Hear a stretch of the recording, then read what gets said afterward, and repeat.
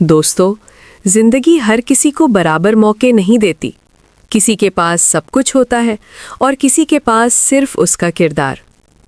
आज की कहानी है एक ऐसे लड़के की जो गरीब था मगर बहुत ईमानदार था। गांव के एक छोटे से घर में रहता था एक लड़का अली। उसका घर कच्चे कमरों का था, कपड़े पुराने और जूते घिसे हुए। अली रोज सुबह उठकर अपनी माँ के साथ दुआ करता। अली, अम्मी, अल्लाह हमें हलाल रिस्क दे। माँ मुस्कुराकर कहती, बेटा, ईमानदारी कभी ज़ाया नहीं जाती। अली स्कूल जाता, लेकिन उसके पास ना महंगी बुक्स थीं ना नया बैग।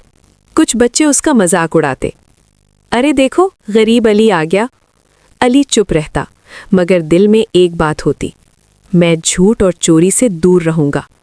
टीचर कहती, अली, मेहनत जारी रखो, अल्लाह मदद करेगा। एक दिन स्कूल से वापस आते हुए अली को सड़क पर एक थैला मिलता है।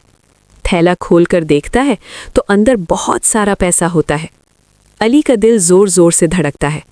अली खुद से, इस पैसे से मेरी अम्मी का दर्द भी ठीक हो सकता है। फिर माँ की बात याद आती है, बेटा, हलाल और हराम में फ़र्क। अली थैला बंद करता है और कहता, ये पैसा मेरा नहीं। अली शहर के बाजार तक जाता है और एक दुकानदार से पूछता है, चचा, क्या किसी का पैसों का थैला गुम हुआ है? कुछ देर बाद एक अमीर आदमी रोता हुआ आता है, मेरा थैला खो गया था। अली थैला उसके हवाले करता है। आदमी हैरान होता है, तुम चाहो तो रख सकते थे। अली सर झुकाकर कहता है, मैं गरीब हूं मगर बेईमान नहीं। अमीर आदमी की आंखों में आंसू आ जाते हैं। वो अली को इनाम देना चाहता है, मगर अली कहता है, मुझे सिर्फ दुआ चाहिए।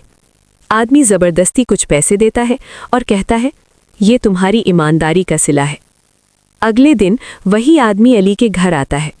अली के लिए नई बुक्स, बैग, जूते और स्कूल की फीस भी देता है। अली की माँ रोती हुई कहती, बेटा, तुमने मेरा सर फख्र से बुलंद कर दिया। दोस्तों, ईमानदारी मुश्किल होती है मगर उसका फल मीठा होता है।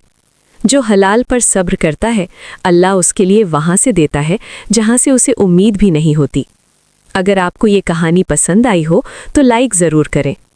कमेंट में लिखें आप इस कहानी से क्या सीख कर गए। और ऐसी और कहानियों के लिए सोचो अभी को सब्सक्राइब करें।